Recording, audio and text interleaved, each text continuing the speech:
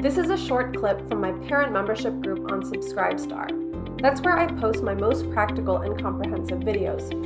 Once a month, I address common questions in the form of a topic video, and I also run live monthly Q&As where parents can submit a question and briefly talk through their situation with me. Please check out my Subscribestar to learn more about the different subscription levels. Now here's the video.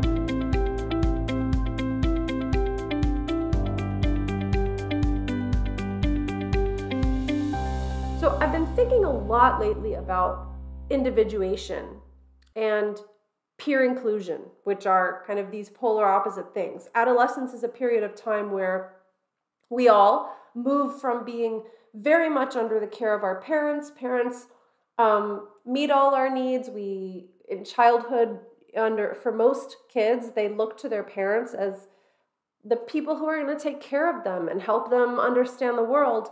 And then in our teenage years, we start using other resources and other people and peers and other ideas to make sense of the world and make sense of ourselves. So it's a very important period of time for kids to start differentiating themselves from their parents.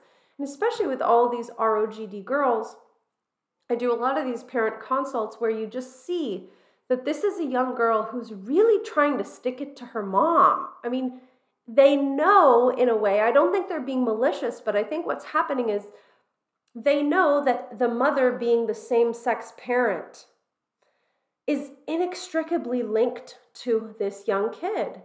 And she's trying to find a unique way of carving out her own identity. And as Lisa Marciano always says, I don't want to take credit for this, she says, what better way to say, I'm not like you, Mom, I'm not even a girl, than to be trans-identified. I mean, it's just very powerful, and every time I think about it that way, it's just really impactful.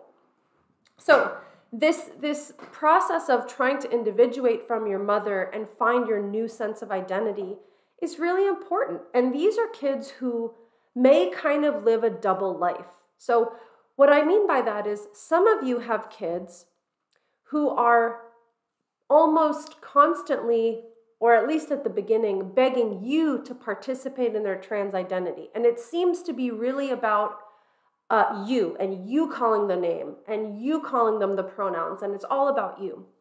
Meanwhile, there are other kids who seem to live a double life and don't really care so much what parents are doing. They might roll their eyes if you say she or her to your daughter. But these are kids who are much, much more concerned about what their peers have to say. And it's almost like they live this secret life at school that they don't really want to talk to their parents about. They're not begging you to watch trans affirmation videos and wanting to talk about gender with you. They're wanting to talk about it with their peers. These are kids who don't seem that concerned with their parents getting on board, but they are very concerned about what their peers think.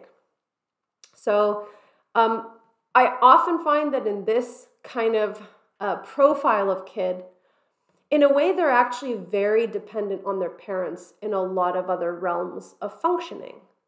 These may be kids who are actually very emotionally immature, and parents will say, she's 18 going on 15. And these are kids that may not actually truly feel a sense of autonomy or a sense of individuation or differentiation. So they've latched onto this one particular way to garner that sense of, I'm my own person, I am a real adult, I know what I'm doing and you don't really know. So I wanted to kind of think through an example of this. So this is, again, where I want to just clarify, I don't mean the stakes are the same, but I think it's worth thinking about. In our podcast, Gender a Wider Lens, with me and Stella, we interviewed Az Hakim recently, who's a psychiatrist in the UK, and he used to run these groups with people post-transition and people pre-transition, and just get them to talk about their experiences. And it was very interesting because there was a large number of people in the pre-transition category that decided not to transition because they just kind of got to talk to people who were further into the process about the realities of transition. So anyway, it's a fascinating interview if you want to listen to it. But one of the things he came up with is this brilliant analogy of different phases of goth persona. And he talked about when he was a kid, he was goth 0.1 or something like that. And he had like black lipstick every day and slicked back hair and was wearing certain things. And anyway, he kind of talks about how the goth persona, the goth image just kind of kept changing throughout, decades. And he said, of course, there were no clinics to medicalize my goth identity. I wasn't tattooing permanently my lips black or having my hair permanently slicked back.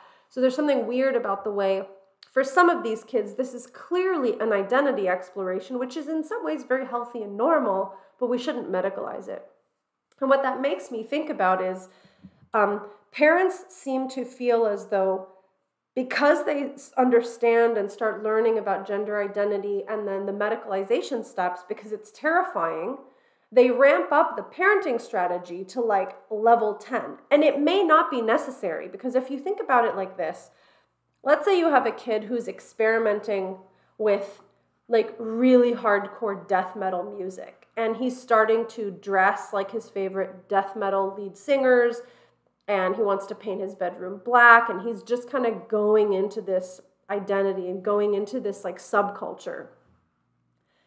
I would guess that kid does not want mom and dad jamming out with him and like painting their lips black and jamming out to death metal with their kid.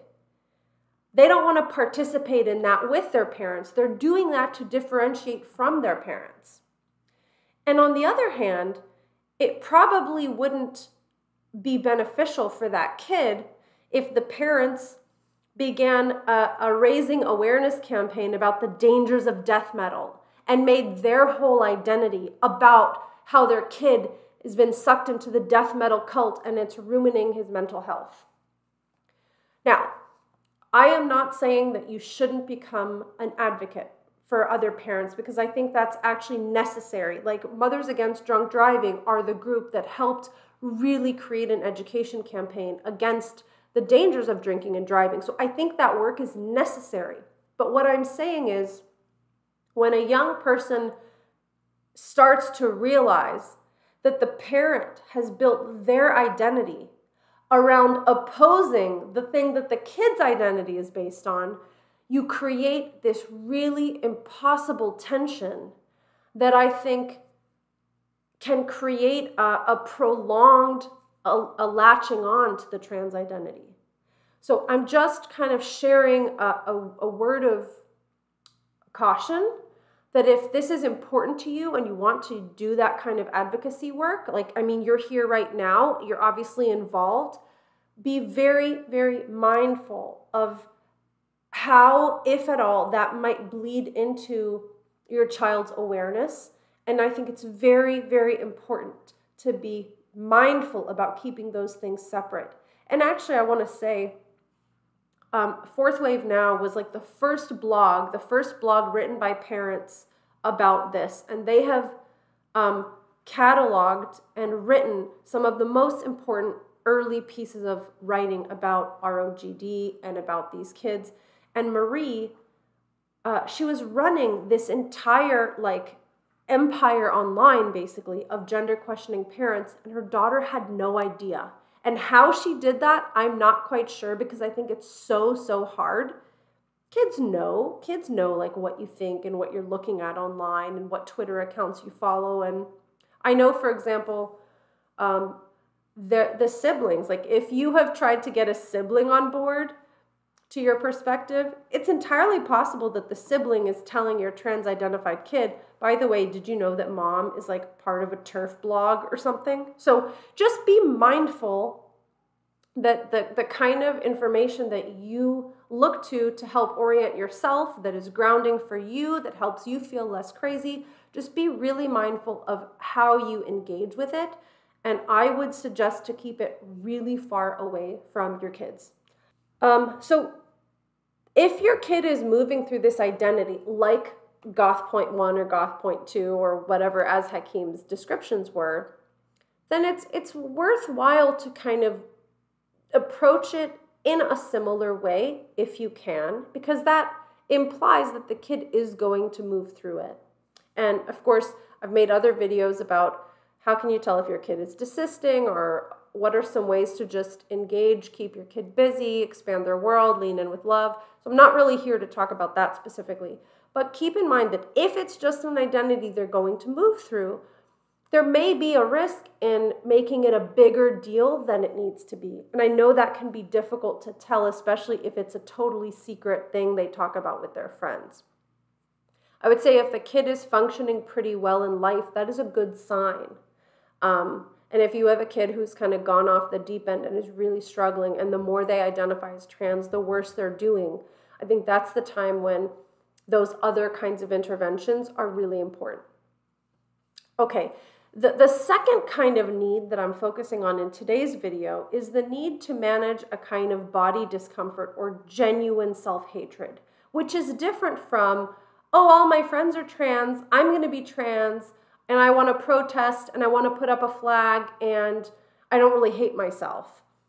There is a different group of kids who are genuinely dealing with some kind of existential crisis, a serious self-loathing, serious body image issues. These are kids who maybe are like having prolonged issues with cutting, prolonged issues with eating disorders and body image. And these are genuinely trying to work out something very difficult and complex and maybe become a new person and leave some part of themselves behind. I think in those cases, to be honest, I don't know if the parents' reactions make a huge difference. I think these are not kids that are attempting to individuate. These are kids who are just in a dark place and they're trying to figure out how to feel better. I don't know if that distinction is always 100% clear because all kids are trying to individuate. But I see that there are some kids who genuinely want like their parents' help, and they are open to engaging with their parents, and they want to try and explain themselves earnestly, and they're really trying to work through something complicated. So if you have a kid like that, I think it's important to be really patient with them, and you can lean in a kind of loving, open-ended way. Now, again, this is not a formula. This is not always the case. If you have an 11-year-old, I think it's important to be really clear about your boundaries and what we are and we're not going to do. But if you have a kid who's been struggling for many years with a lot of really complex problems, I think it's very valuable to the relationship to lean in and say, like, look, I genuinely want to understand. I'm not here to talk you out of it. I'm just trying to understand what you're going through.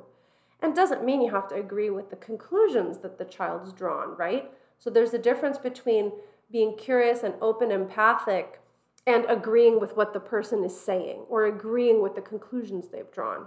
So I just wanted to kind of talk a little bit about the difference between a kid who's like floating through different identities and it's peer mediated and it's like this cool, edgy, rebellious underground thing versus the kid who's really going through a very painful, difficult process through the identity. If you found this video helpful, you'll want to join my parent membership group where you'll find a lot more depth and detail along with practical parenting advice. The link is in the video description below. Thanks for watching.